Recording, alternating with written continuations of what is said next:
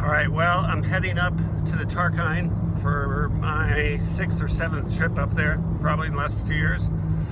And my plan is to test out D4 trapezium in the trees in this predicted really bad weather. So we're looking at up to 50-kilometer winds on the coast and 20 to 30 millimeters of rain. That's an inch of rain in a day on Thursday.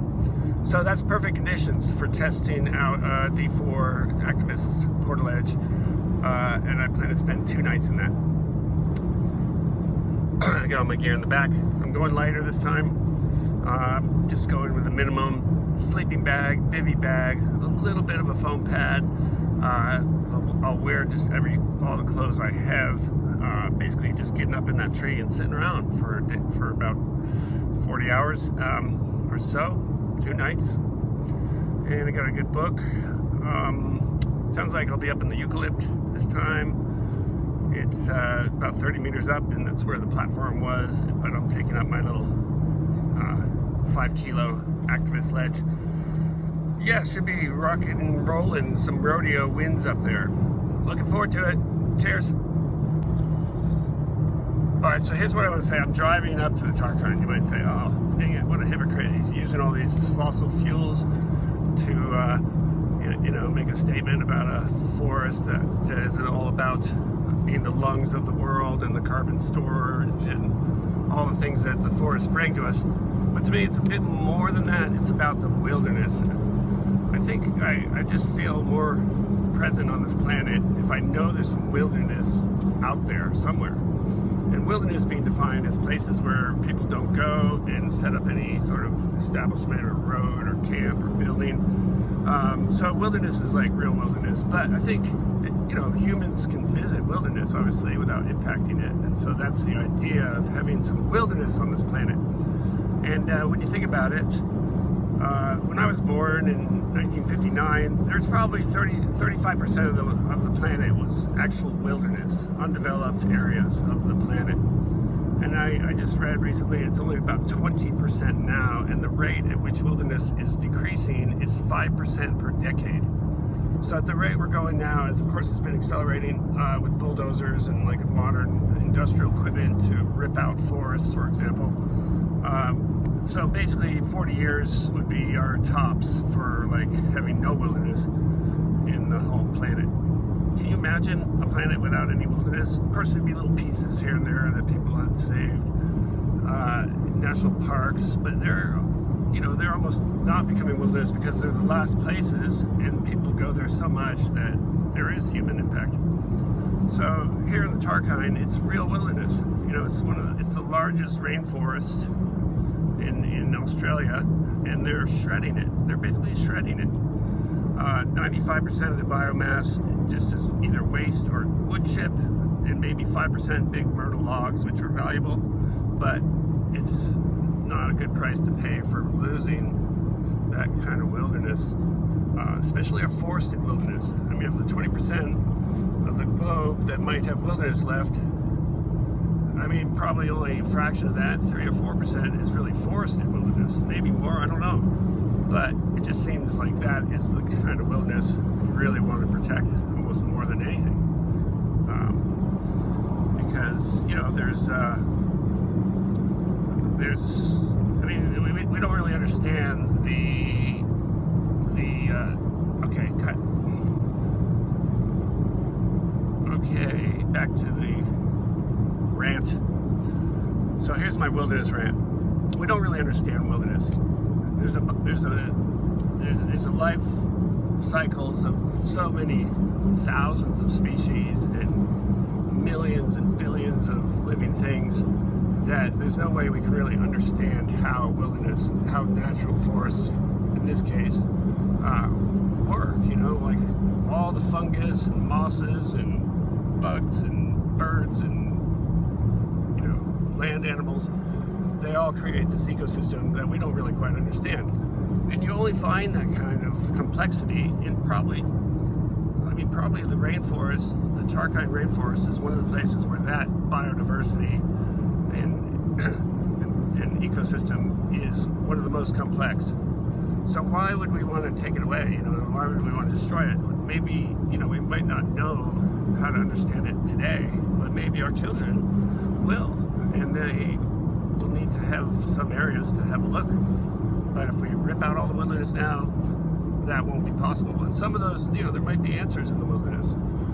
Some of the fungus could be, show us how to live longer or whatever we want as humans. So really, it's like Bob Brown says, it's preventative medicine. We don't need to rip out the wilderness. We need to save as much as we can. It's actually quite a shame that Australia doesn't have a Wilderness Act. I think the last time there was a wilderness study in Australia was 1996, and nothing since. There's been no nationwide studies of what is still wilderness in Australia. And most of it is the desert wilderness. There's a few patches, I think, in Victoria, but certainly here in the Tarkine, that's true wilderness, never been impacted by humans, and there's no excuse to really go into those areas because there's not much left. There's my wilderness rant. See you up in the Tarkine. Heading up to the Tarkine Wilderness Rainforest, Sumac Range, and the question is, why do we need wilderness? What's the value of wilderness? For me, it's something I feel like if there wasn't any wilderness out there, I'd feel a little bit more empty. Knowing that there's some wilderness out there on the planet, I don't know, there's just something that, it just seems like that is something humans would need, really.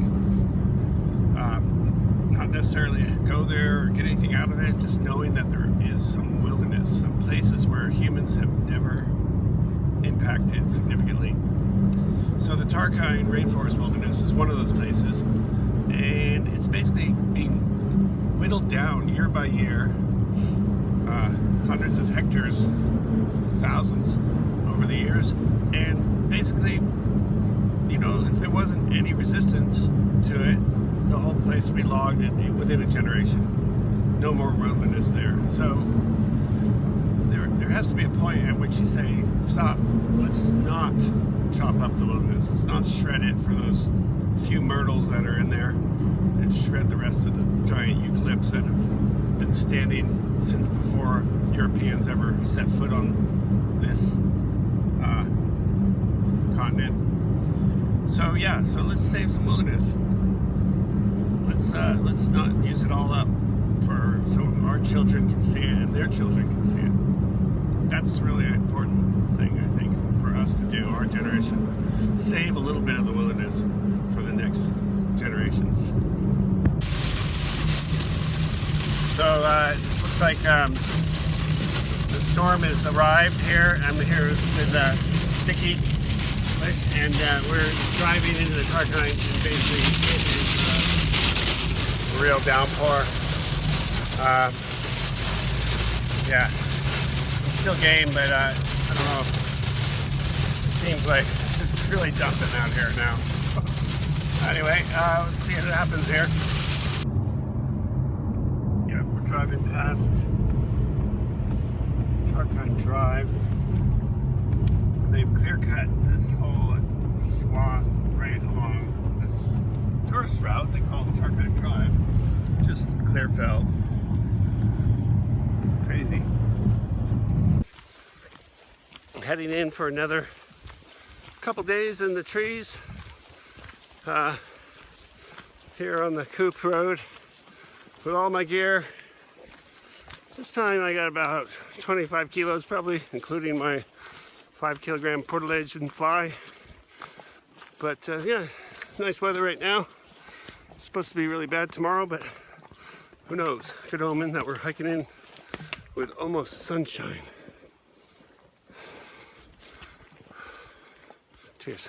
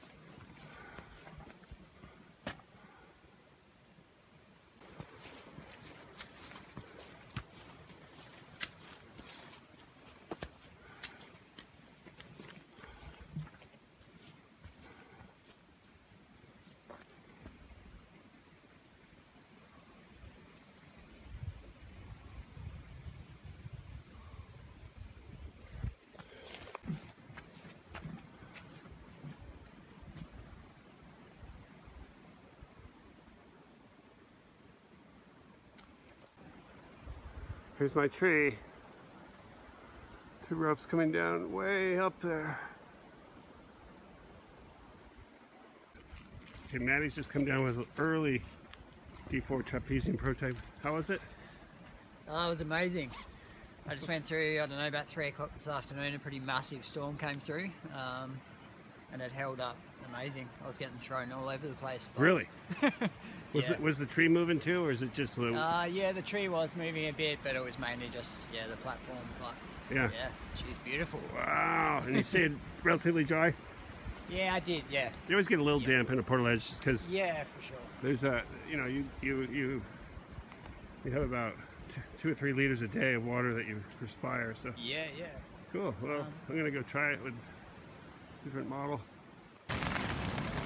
Oh, I just got settled in and I got hit by a massive hailstorm. Still just barely getting... Wow, that was a crazy front. Whew. Ledge was bouncing around, still coming. Lightning was striking. Oh man. Wow, there's a really big front that just came through hail. Wind gusts probably 40 kilometers an hour, and lightning and thunder probably about 3 or 4 kilometers away. I'm gonna try to not to touch the tree in case I think I should be all right in my Faraday Portaledge cage, but basically, yeah, it's coming in. Big storm. Whoa. Whoa, doggy! Wallaby bottom. Oh yeah, I'm up here. Let's see. Hang on.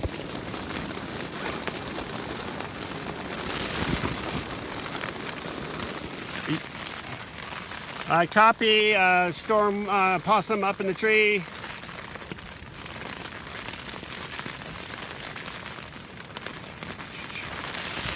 Oh well. Car cab's got you as well.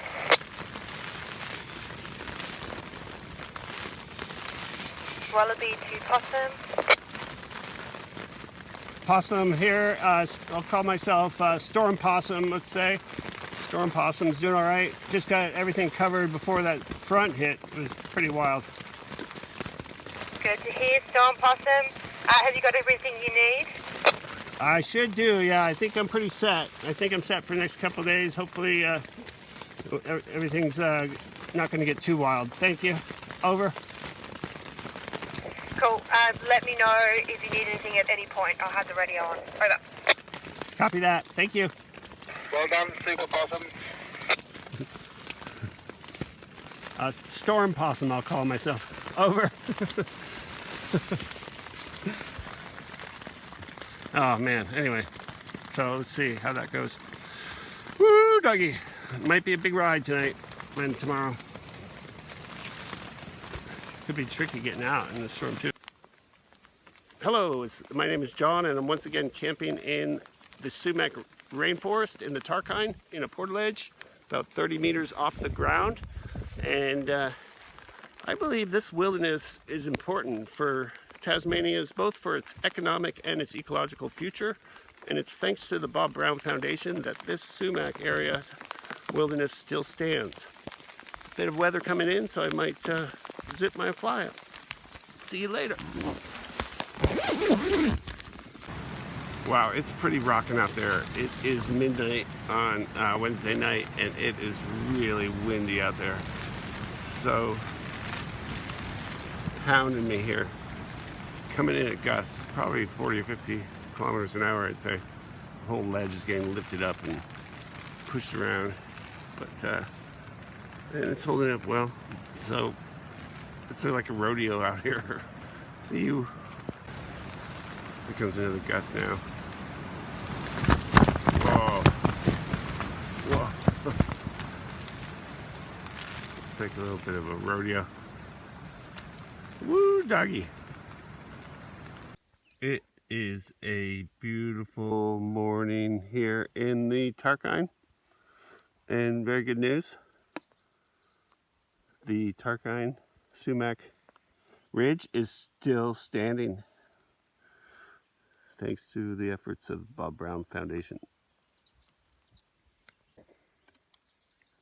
Good morning, this is John. It's day 3 up in the tree, and very good news. The sumac ridge is still standing thanks to the efforts of the Bob Brown Foundation. And it is a beautiful morning over here.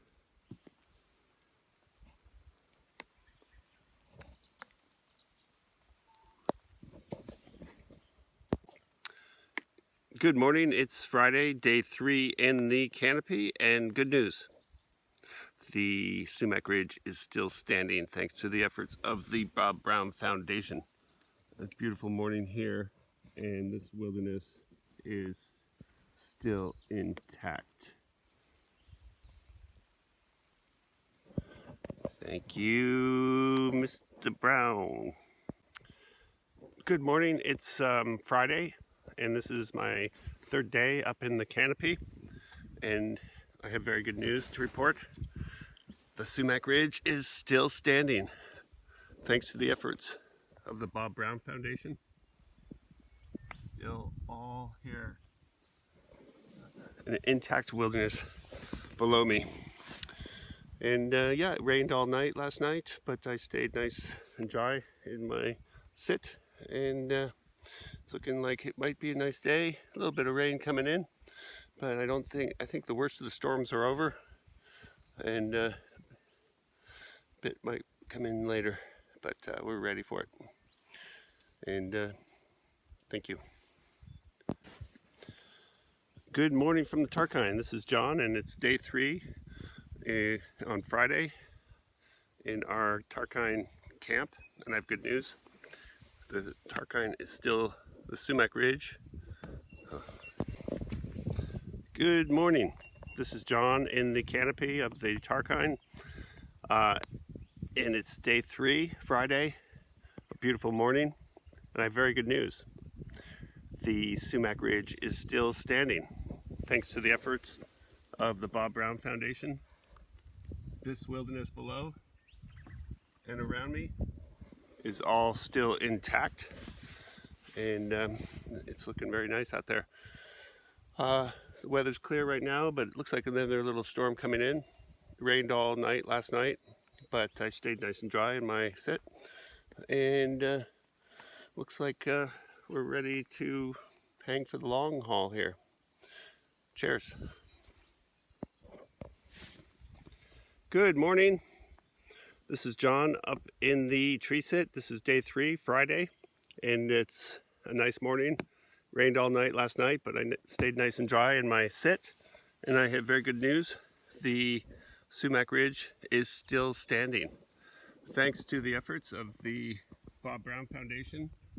This wilderness below is all still intact, and we will defend these forests because we believe that they're worth more standing.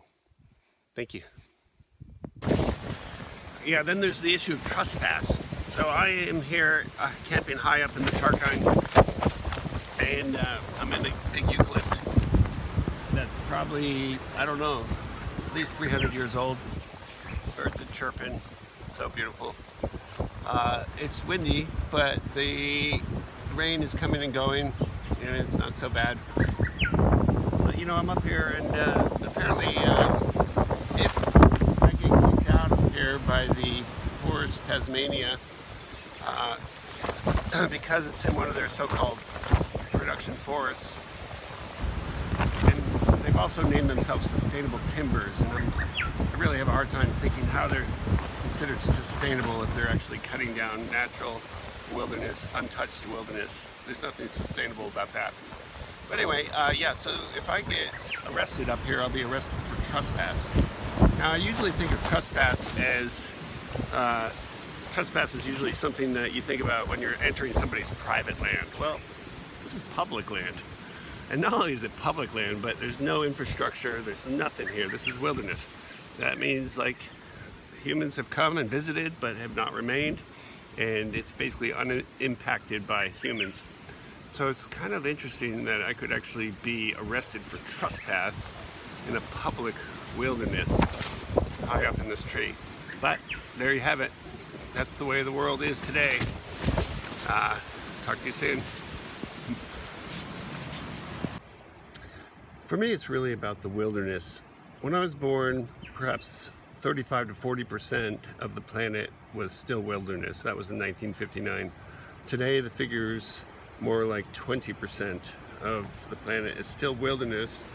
Places that have not been repurposed by humans or chopped down or developed, or wilderness, however you want to define it.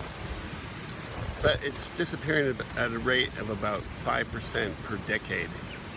That means for my children's children, there might not be any wilderness left.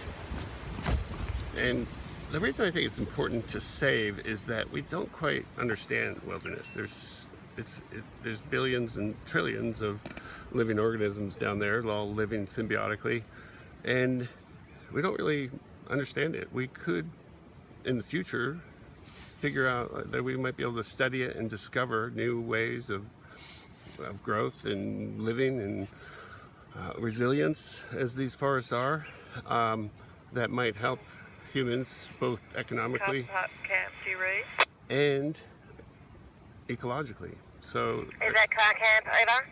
That's why. Yes, it is. Well, it's Thursday midday and it's been a big windy day. Beautiful though, just unbelievably the sound of the wind flying through these trees.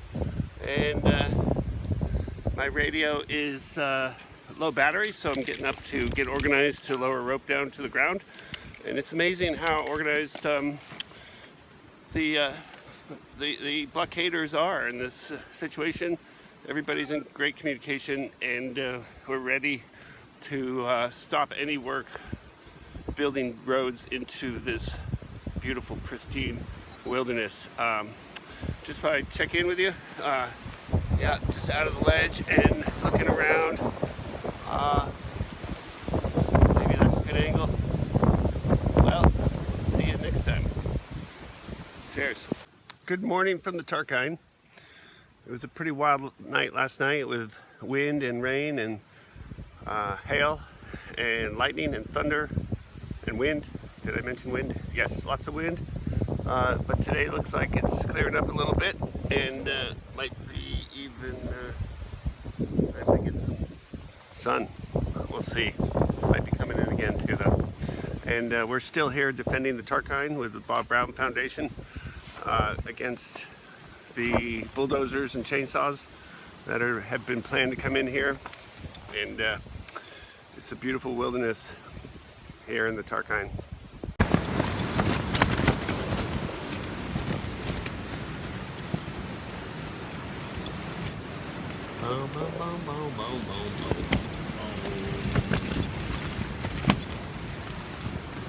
Stronger and lighter. That's the name of our game. D4 Portaledge. Get yours today and sit in the tree and save some wilderness. Maybe do a big wall too, or some other adventure. Well, this is John again up in the sumac wilderness in the Tarkine, and reporting for my night 2 up here in the canopy, about 35 meters up in a eucalypt. And the weather's turned nice. Well, at least the wind stopped. It's still a bit drizzly here and there, which is natural for a rainforest, but a beautiful night, and just wonderful just listening to the wind as it's been wrapping around these trees in all different directions, and looking forward to another beautiful night up here in the canopy. Thank you, Bob Brown Foundation. Thank you, ground crew, for making this happen, and really appreciate so grateful for the opportunity to be able to experience this wilderness up here in a tree. Come on over. You know, you don't have to sit in the tree, but just to see it is just a dream. Cheers. Well, it's Thursday, and it's been a very windy day. It seems like the wind's starting to die out a bit more now. And this is my second day in the tree in the Tarkine, high up in the sumac wilderness. And just got a cup of coffee sent down from the fantastic ground crew. This is a treat. Just loving it. It's amazing to be up here and just to be part of this wilderness for a few moments, really. And I really hope it sticks around, because I like to come here with my family and keep showing them this pretty accessible wilderness here in the Tarkine. Well, thanks, and until next time. This is a good Big Wall food, can of sardines, and of course we got my Big Wall spoon to eat it with. Yummy. Really coming in now. We got hail out there. We got wind. We've got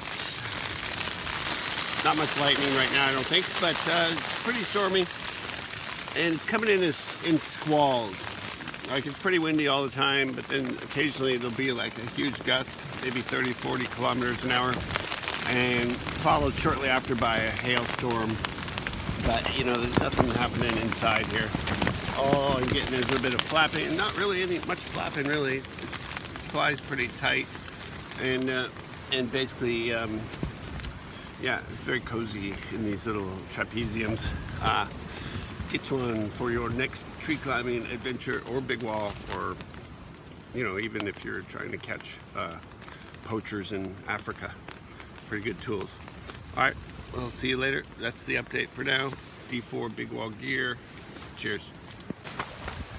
Good morning. It's Thursday morning up here in the Sumac Wilderness in the Tarkine, and last night was pretty rocking with quite a bit of wind and rain and hail and lightning and thunder, but no worries in in our 5 kilo sits that are all weatherproof, and we're still here defending the Tarkine Wilderness, where below me are millions and billions of living organisms, all living in symbiotic relationship, and trees that were here before any sort of European settlement.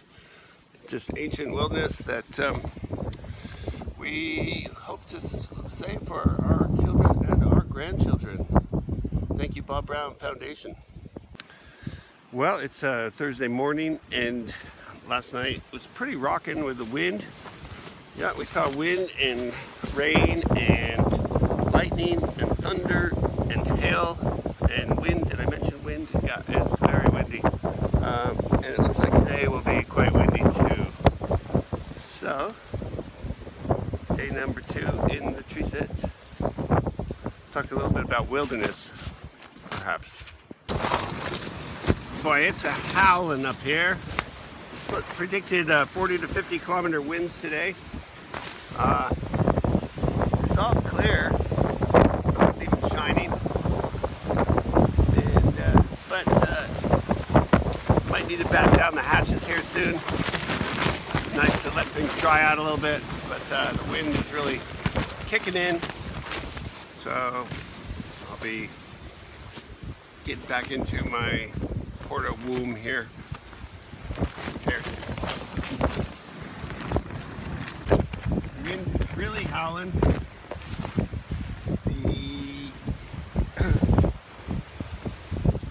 Supposed to be 50 kilometer winds this morning. Lots of flapping. It's lovely. Just lovely up here.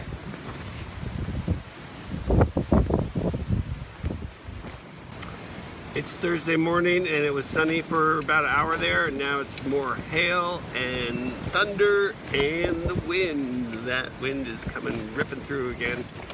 This ledge is getting rocked back and forth, lifted up a little bit every once in a while, and but it's strong, flies good, should be able to survive this kind of storm. Fingers crossed. So I just spent 2 nights, about 45 hours up in the tree, and I'm pretty tired actually.